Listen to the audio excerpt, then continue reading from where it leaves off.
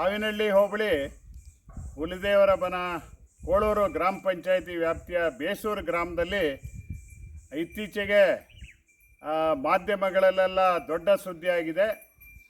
ಅಣು ವಿದ್ಯುತ್ ಸ್ಥಾವರ ಕೇಂದ್ರ ಸರ್ಕಾರದ ನೇತೃತ್ವದಲ್ಲಿ ಇಲ್ಲಿ ಮಾಡಬೇಕು ಅಂತ ಹೇಳಿ ಈಗಾಗಲೇ ಕೇಂದ್ರ ಸರ್ಕಾರ ರಾಜ್ಯ ಸರ್ಕಾರಕ್ಕೆ ತಿಳಿಸಿ, ರಾಜ್ಯ ಸರ್ಕಾರ ಶಿವಮೊಗ್ಗ ಜಿಲ್ಲೆಯ ಜಿಲ್ಲಾಧಿಕಾರಿಗಳಿಗೆ ತಿಳಿಸಿ, ಜಿಲ್ಲಾಧಿಕಾರಿಯವರು ತಹಸೀಲ್ದಾರ್ ಅವರಿಗೆ ಈ ಜಾಗವನ್ನು ಮಂಜೂರು ಮಾಡಬೇಕು ಮತ್ತು ಬೋರ್ವೆಲ್ಲು ಮಣ್ಣು ಪರೀಕ್ಷೆ ಇದಕ್ಕೆಲ್ಲ ಅನುಮತಿ ಕೊಡಬೇಕು ಅಂತ ತಹಸೀಲ್ದಾರ್ ಅವರಿಗೆ ಪತ್ರ ಮುಖೇನ ಮತ್ತು ಮೌಖಿಕವಾಗಿ ಹೇಳಿರೋ ಆಧಾರದ ಮೇಲೆ ಹಿಂದಿನ ತಹಸೀಲ್ದಾರ್ ಅವರು ರಶ್ಮಿ ಅವರು ಇದು ಮುಳುಗಡೆ ಸಂತ್ರಸ್ತರಿದ್ದಾರೆ, ಬೇರೆ ಬೇರೆ ಇಲ್ಲಿ ವಸತಿ ಪ್ರದೇಶ ಇರೋದ್ರಿಂದ ಇದಕ್ಕೆ ಅನುಕೂಲಕರವಾದಿಲ್ಲ ಅಂತ ಹೇಳಿ ಜಿಲ್ಲಾಧಿಕಾರಿಗಳಿಗೆ ಪತ್ರ ಬರೆದಿದ್ರಂತೆ.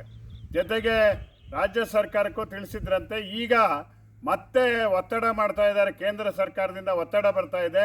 ವಿಡಿಯೋ ಕಾನ್ಫರೆನ್ಸ್ಗಳೆಲ್ಲ ನಡೆದು ಕೂಡಲೇ ಈ ಜಮೀನನ್ನು ಕೂಡಲೇ ಮಂಜೂರು ಮಾಡಬೇಕು, ಅದರ ಮಾಲೀಕತ್ವವನ್ನು ಈ ಸರ್ಕಾರದ ಅಣು ವಿದ್ಯುತ್ ಸ್ಥಾವರದ ವ್ಯವಸ್ಥಾಪಕರಿಗೆ ನೀಡಬೇಕು ಅಂತ ಹೇಳಿ ಒತ್ತಾಯ ಮಾಡ್ತಾ ಇದ್ದಾರೆ ಅಂತ ಹೇಳಿ ನಮಗೆ ಅಧಿಕೃತವಾಗಿ ಅಧಿಕಾರಿಗಳ ಮೂಲದಿಂದ ಇವತ್ತು ತಿಳಿದಿದೆ.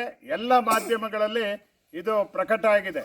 ಈಗ ನಾವು ಮಲೆನಾಡು ರೈತ ಹೋರಾಟ ಸಮಿತಿಯವರು ಈ ಒಂದು ಅಣು ವಿದ್ಯುತ್ ಸ್ಥಾವರವನ್ನು, ಅದು ಶರಾವತಿ ಮುಳುಗಡೆ ಸಂತ್ರಸ್ತರಿರ್ತಕ್ಕಂಥ ಪ್ರದೇಶದಲ್ಲೇ ಇವತ್ತು 1000 ಎಕರೆಯನ್ನು ಅವರು ಈಗಾಗಲೇ ಗುರುತಿಸಿದ್ದಾರೆ ಅಂತ ಹೇಳಿರೋದು ಅತ್ಯಂತ ಖಂಡನೀಯ. ಇದನ್ನು ಯಾವುದೇ ಕಾರಣಕ್ಕೂ ನಾವು ಸಹ ವಿದ್ಯುತ್ ಸ್ಥಾವರ ಆಗೋದಕ್ಕೆ ನಾವು ಬಿಡೋದಿಲ್ಲ. ನಮ್ಮ ಜನಪ್ರತಿನಿಧಿ ಶಾಸಕರು ಮತ್ತು ಮಂತ್ರಿ ಮತ್ತು MP ಬಾಯಿ ಬಿಟ್ಟು ಮಾತಾಡಬೇಕು. ಇವರು ಡಬಲ್ ಗೇಮ್ ರಾಜಕಾರಣವನ್ನು ಮಾಡ್ತಾರೆ.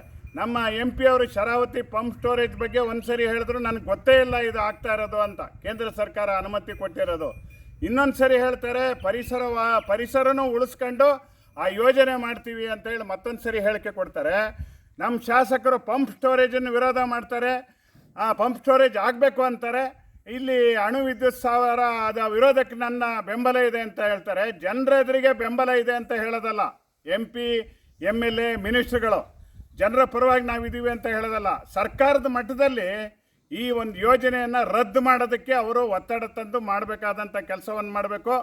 ಇವತ್ತು ನಾವು ಈ ಮಲೆನಾಡು ರೈತ ಹೋರಾಟ ಸಮಿತಿ ಯಾವ ಕಾರಣಕ್ಕೂ ಸಹ ಈ ಯೋಜನೆ ಆಗೋದಕ್ಕೆ ಬಿಡೋದಿಲ್ಲ. ಇವತ್ತು ಮಲೆನಾಡಿನ ಸಮಸ್ಯೆಗಳನ್ನೆಲ್ಲ ನಮ್ಮ ಮುಳುಗಡೆ ಅವ್ರದ್ದು ಗಮನಿಸಿದ್ರೆ ಇವತ್ತು ಜನರಿಗಿರೋದು, ಸರ್ಕಾರ ಏನು ಮಾಡ್ತಾ ಇದೆ ಅಂದರೆ ಜನರನ್ನು ದಂಗೆ ಎಳೋದಕ್ಕೆ ಪ್ರಯತ್ನ ಮಾಡ್ತಾ ಇದೆ, ಅವರನ್ನು ಎತ್ಕಡ್ತಾ ಇದೆ, ನಮಗೆ ಪ್ರಚೋದನೆ ಮಾಡ್ತಾ ಇದೆ. ಇವತ್ತು ಹಿಂಸೆ ಮಾಡಬೇಕು ಅಂತ ಜನರಿಗೆ ಪ್ರಚೋದನೆ ಮಾಡ್ತಾ ಇದೆ. ಒಳ್ಳೆ ಮಾತಿಗೆ ಯಾವುದೇ ರೀತಿ ಇವತ್ತು ಬೆಲೆ ಇಲ್ಲದೆ ಇದ್ದಂಗೆ ಆಗಿದೆ. ಇವರಿಗೆ ನಾಚಿಕೆ ಆಗಬೇಕು. ಈ ಕೇಂದ್ರ ಸರ್ಕಾರ ರಾಜ್ಯ ಸರ್ಕಾರಗಳು ಏನಿದೆ, ಭ್ರಷ್ಟರು ಬಂಡವಾಳಶಾಹಿಗಳ ಏಜೆಂಟ್ರ ಸರ್ಕಾರ.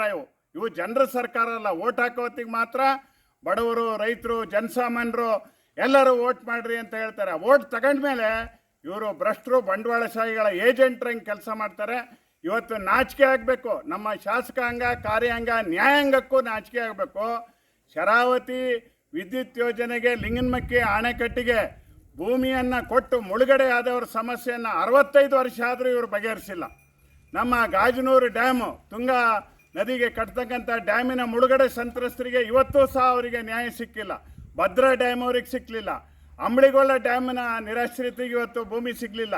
ಇವತ್ತು ಚಕ್ರ, ವರಾಹಿ, ಸಾವೆಹಕ್ಲು, ಮಾಣಿ ಡ್ಯಾಮ್, ಶಿವಮೊಗ್ಗ ಜಿಲ್ಲೆಯಲ್ಲಿ ಇಷ್ಟು ಸಮಸ್ಯೆಗಳಿದೆ. ಮೊನ್ನೆ ಹೇಮಾವತಿ ಜಲಾಶಯದವರು ಮಂಡ್ಯ, ಹಾಸನದಿಂದ ಹೇಳಿಕೆ ಕೊಟ್ಟಿದ್ದರು ಮಾಧ್ಯಮಗಳಲ್ಲಿ. ನಿಜಲಿಂಗಪ್ಪನವ್ರ ಕಾಲದಲ್ಲಿ ಭರವಸೆ ಕೊಟ್ಟಿದ್ರು, ಇವತ್ತು ಭೂಮಿ ಸಿಗಲಿಲ್ಲ ಅಂತ ಹೇಳಿ. ಇದು ನಾಚಿಕೆಗೇಡಿವರು. ಆಡಳಿತ ಮಾಡ್ತಕ್ಕಂಥ ಜನರ ರೀತಿ ನೀತಿ ಇದಲ್ಲ. ಮತ್ತು ಇವರು ಜನರ ಪಾಲಿಗೆ ನಮ್ಮ ಜನಪ್ರತಿನಿಧಿಗಳು ಸತ್ತೋಗ್ಬಿಟ್ಟಿದ್ದಾರೆ. ಇವ್ರಿಗೆ ಜೀವನೇ ಇಲ್ಲ, ಇವರಿಗೆ ಸತ್ತೋಗ್ಬಿಟ್ಟಿದ್ದಾರೆ. ಇವ್ರು ಏನಿದ್ರು ಕಾಂಚನಂ ಕಾರ್ಯಸಿದ್ಧಿ, ದುಡ್ಡಿದ್ರೆ ದೊಡ್ಡಪ್ಪ ಅಂತೇಳಿ ಇವರು ಸಿದ್ಧಾಂತ. ದುಡ್ಡು ಹಂಚೋದು, ಎಲೆಕ್ಷನಲ್ಲಿ ಗೆಲ್ಲೋದು, ಆಮೇಲೆ 5 ಕೋಟಿ 10 ಕೋಟಿ ಖರ್ಚು ಮಾಡಿದರೆ 100 ಕೋಟಿ 1000 ಕೋಟಿ ಮಾಡೋ ಪ್ಲಾನೇ ಹೊರತು ಜನರ ಸಮಸ್ಯೆಯನ್ನು ಬಗೆಹರಿಸೋದಕ್ಕೆ ಇವತ್ತು ಜನಪ್ರತಿನಿಧಿಗಳಾಗಿ ಕೆಲಸ ಮಾಡ್ತಾ ಇಲ್ಲ.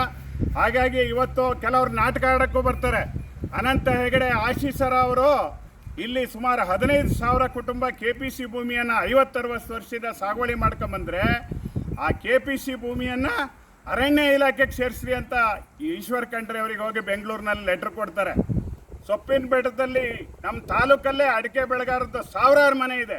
ಅದನ್ನೆಲ್ಲ ಡೀಮ್ಡ್ ಫಾರೆಸ್ಟ್ ಮಾಡಿರಿ ಅಂತ ಹೇಳಿಕೆ ಕೊಡ್ತಾರೆ. ಅವರು ಇವತ್ತು ನಾಟಕ ಆಡೋಕ್ಕೆ ಜನರ ಎದುರಿಗೆ ಬರ್ತಾ ಇದ್ದಾರೆ. ನಾಳೆ ನಮ್ಮ ಹುಲಿದೇವರು ಬಂದಲ್ಲಿ ಒಂದು ಮೀಟಿಂಗ್ ಕರೆದಿದ್ದಾರೆ. ಇವತ್ತು ಡೋಂಗಿ ಪರಿಸರವಾದಿಗಳ ಜೊತೆಗೆ ಒಂದಿನೂ ಮುಳುಗಡೆ ಸಂತ್ರಸ್ತರ ಬಗ್ಗೆ, ಅರಣ್ಯವಾಸಿಗಳ ಬಗ್ಗೆ, ರೈತರ ಬಗ್ಗೆ ಏನೂ ಸಹ ಒಂದು ಹೇಳಿಕೆಯನ್ನು ಅವ್ರ ಪರವಾಗಿ ಕೊಡದೆ ಅವ್ರ ಹೋರಾಟದಲ್ಲೂ ಭಾಗಿಯಾಗದೆ ನಾಟಕಕ್ಕೋಸ್ಕರ ಇವತ್ತು ಪರಿಸರವಾದ ಹೇಳೋರಿಗೆ ನಾವು ಒಪ್ಪೋದಿಲ್ಲ. ಇವತ್ತು ನಿಜವಾದ ಪರಿಸರವಾದಿಗಳು ಯಾರು ಅಂದರೆ ನಮ್ಮ ರೈತರು. ಪರಿಸರನೂ ಕಾಪಾಡ್ಕೊಂಡು ಅವರು ಜೀವನ ಮಾಡ್ಕೊಂಡು ಪ್ರಾಣಿಗಳ ಜೊತೆ ಅವರು ಒದ್ದಾಟ ಮಾಡ್ಕೊಂಡು ಮಂಗನ ಕಾಯಿಲೆಗೆ ತುತ್ತಾಗಿ ಬೇರೆ ಬೇರೆ ಸಮಸ್ಯೆಗಳಿಂದ ಇವತ್ತು ಎಲೆ ಚುಕ್ಕಿರೋಗೆ ಬಂದು ನಮ್ಮ ಕರೂರು ಬಾರಂಗಿ ಹೋಬಳಿಲಿ ಎಲೆ ಅಡಿಕೆ ಹಾಕಕ್ಕೂ ಎಲೆ ಇಲ್ಲದೆ ಇದ್ದಂಗೆ ಆಗಿದೆ ಅಡಿಕೆ. ಈ ರೀತಿ ಪರಿಸ್ಥಿತಿ ಇದೆ. ಅದಕ್ಕೋಸ್ಕರ ಇವತ್ತು ಮಲೆನಾಡು ರೈತರ ಹೋರಾಟ ಸಮಿತಿ ಇಷ್ಟು ದಿನ ಶಾಂತಿಯುತವಾಗಿ ಕೈಯಲ್ಲಿ ಮನವಿ ಕೊಟ್ಟು ಮಾಡಿದ್ವಿ. ಇನ್ನು ಮುಂದೆ ಕಚೇರಿಗಳಿಗೆ ನುಗ್ಗಿ ಬೀಗ ಹಾಕಿ ಇವತ್ತು ಹೋರಾಟ ಮಾಡೋಂಥದ್ದು ಕಾರ್ಯಾರಂಭ ನಾವು ಮಾಡ್ತೇವೆ.